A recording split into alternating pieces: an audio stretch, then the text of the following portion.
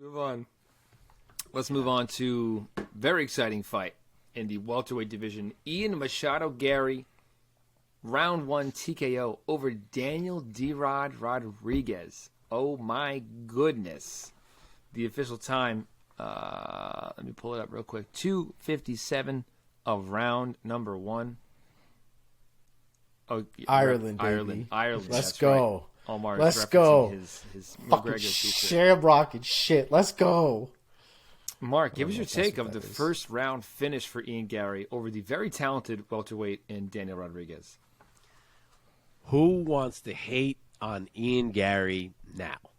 Line Who them up. wants to doubt this man now? I remember after, I want to say it was his second fight, the Darian Weeks fight, everyone saying how he got exposed and all this, and why were they hyping this guy, and he had nothing to show in there, and yeah, he won, but he squeaked by and all this. He's 5 fights into his UFC career, and he's already a ranked fighter. So much for all of that nonsense. And I said it when he came. I said that he is the hyped European prospect who has a real chance to be ranked, and not Paddy Pimblett. And damn if that has not played out thus far. Yep. This dude is a problem, man. He has plenty of natural gifts that he already came in with. He's got the size. He's got the speed. Both footwork and hand speed, all of it. He's got the natural timing for sure. But you can also see his progression every single fight. There's visible improvements each and every time we see him. And it's because of his mind, man. That's my belief. He has a mind for the game. He's got the focus for it. He wants to learn from everyone. You heard them talking on the broadcast about how he's got all these plans to travel to Brazil to like immerse himself in some big jiu-jitsu thing. Then he's going to go to New Zealand and train with Izzy because he feels like his striking style can help him. Like he is really a dude who feels committed to this game, and he has himself at a point right now where he is really dialed in. To do that to D-Rod with the ease that he did it is a very, very big statement in the welterweight division. It was a beautiful setup for the head kick. He got D-Rod thinking body as he was blasting it a few times. He knocked him down. It was a great follow-up on the ground, gave him no chance to recover, and that is a huge fucking win for Ian Garry, or Ian Machado Garry, which That's right. I guess I have to get used to saying here. That's right. Newlywed Ian Garry. I think he and his wife have combined last names. So it's actually kind of a cool story for a quick sidebar. His wife had a kid already whose last name is Machado. So he didn't want him and his wife's last name to become Garry and the kid not have their name. So they chose Machado Garry so that they could all have the Machado. That's so name. nice. Oh my God. What a I fucking great guy. I had actually thought about doing that with my wife's name because in Nicaragua that's actually pretty common. They'll combine the last names and A lot bro, of South I found American out places do that. there's like family crests and shit. Like it's very fucking apparently medieval and all this other kind of stuff. A lot of families have family crests that go back hundreds of years. Anyway, long story short, I don't know what the story was. Ian Garry, head kick. What do you think? Oh, yes, Ian Garry. Motherfucker's a beast. Yo, what did everybody pick? Who has the picks written down? Because I know we all had Ian Garry. I need to write the picks down again. I need to get back on that. I thought we had them written down. I thought that's what we were doing. I Is the market- just write down the who. I don't write down the how. What in the hell? But I know that I said UD. I said I was debating if he could catch him, but I went UD in the I end. don't remember. Yeah, I feel like I went UD as well. But Jesus Christ, the precision from that kid is a real problem. And you can see the distance management. You can see it and it's I don't want to compare him to Conor McGregor, but you can see in the style, the way that he moves and the approach to his distance. He keeps a very lengthy distance, and he can because of the length of his legs, and he uses them very, very effectively. And the way he was setting up that kick was just... Man, that shit is crazy. The way that people can manipulate the body and manipulate the mind in the middle of a fight, because he's got... I mean, it's like going fishing. It's literally like going fishing. Like he's kicking him to the body, kicking him to the body, kicking him to the leg, kicking him to the body, right? And now you've got D-Rod totally accustomed to wanting to block to the body, wanting to catch the kick, wanting to do something to defend him from continuing to beat on his ribs. And so when that head kick comes, you could see it and you can replay it, you could slow it down, you can do whatever you like. You could see him completely biting on that kick. His whole shit is exposed. All of it. No block, no arm, nothing. Totally gone. And the kick lands square in his face. And D-Rod is a beast because a lot of people would have dropped right there. And he ate it, and as much as he could, stumbled back and ate some more shit on the ground, and that was all she wrote. Ian Garry's a real problem, and I think people who don't take him seriously, which I want to say D-Rod did not take him seriously. If you don't take him seriously, he's going to eat you alive. Yeah, with one caveat I'll throw in there just to play devil's advocate, because I definitely picked Ian Garry for this as well. At 170 pounds, the upper echelon of this division is a Shark Tank of grapplers. Agreed. I was just And my gonna say man this. needs to book that red eye for Brazil if he's planning on doing that, to sharpen up those mat skills, man, because he is a dynamic kickboxer. But like I said, 170, the top 170 is filled with wrestlers and world-class jiu-jitsu guys, and he's gonna have some real tests ahead of him. Yeah, And he's Fun there. fact. I think he's there. He's ready. I was going to Like, say, let's fun go. fact, 12 and he's 0. in Brazil, though.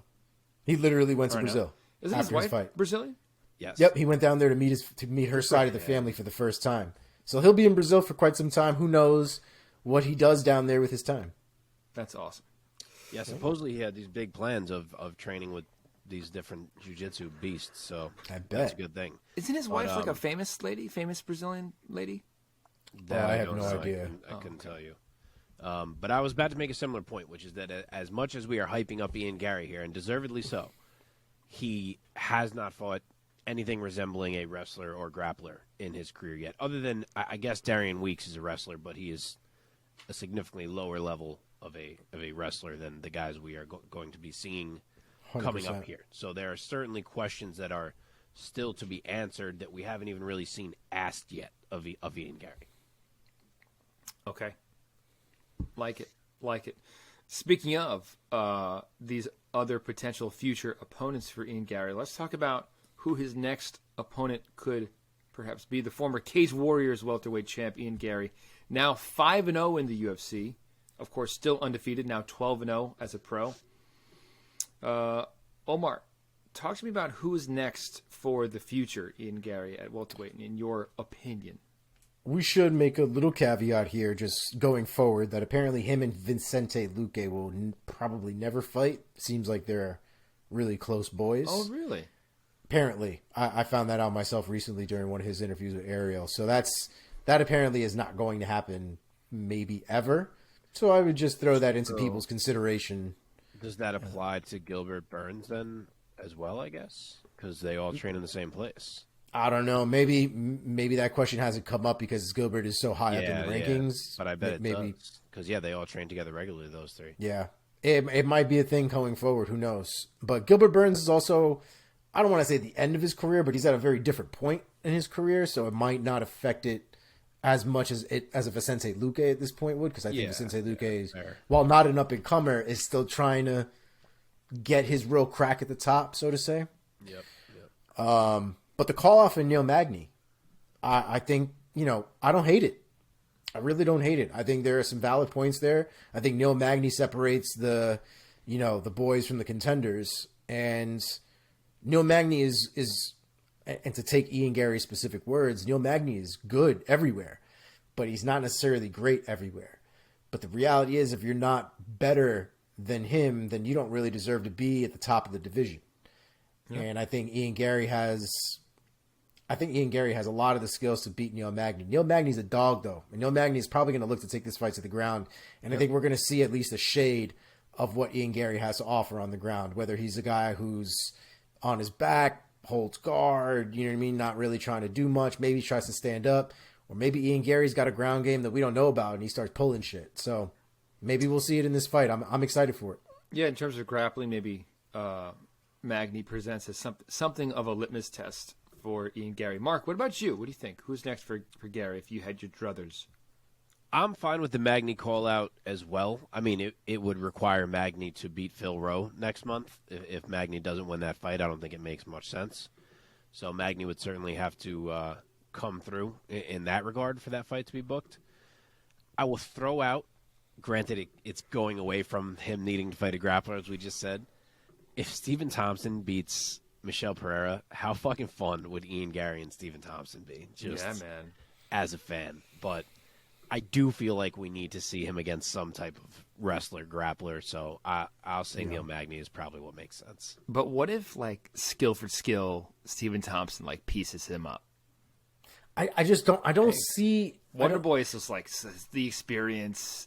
Oh, yeah. It's just... I'm gonna be Think honest, about man. what That he's done to other dudes. Like, remember when Vicente Luque was that striking killer, and then he fought Wonder Boy, and he was like, "Oh, I don't know how to move." Right. dude, I honestly think it's gonna be more like Robert Whitaker versus Stephen Thompson. Like, I really think it's gonna be a lot of chess match. I think it's gonna be a lot of feints, Sure. a lot of trying to find entries. I don't think it's gonna. Vicente Luque is a different type. They're not the same type of striker. Oh no, not at all, not at all. Right. So the approach is Muay totally Thai. different. Right. The technique that's going to be involved in that fight is Yes.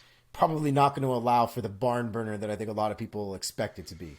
Oh yeah, Right. I want to see it for the technique. Yes. 100%. Yeah, 100%. Yeah, I Just, mean, to your point about Luque, MMA is so saturated with Muay Thai. It's kind of like in baseball, lefties and righties.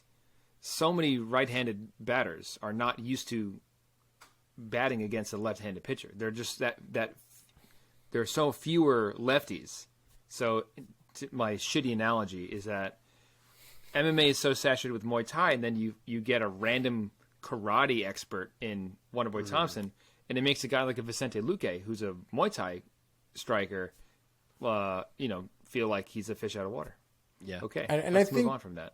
there's Not not a analogy, but the rest of it was there's the reality is there's just not a ton of guys who have made karate that effective in that realm, right? Like the way that Stephen Thompson is able to use his distance management, his push kicks, his length, and his dexterity with his legs to go from one side to the other very quickly.